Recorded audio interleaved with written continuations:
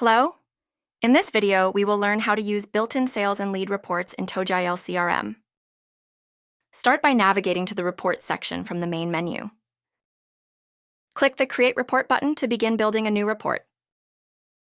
To use a default template, click the plus template button on the top right. Here you'll see a list of built-in report templates for various sales and lead entities. Click on any template to continue. Next, choose the date range as per your reporting need. Select the relevant role for which you want to generate this report. Afterwards, click Preview to see how the report will look. If you want to rename the report then, click the report name at the top and enter a new name. Once everything looks good, click Save to finalize the report.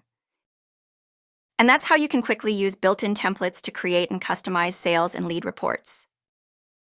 That's it. You've built a report using templates in just minutes. For more tips, subscribe and stay tuned.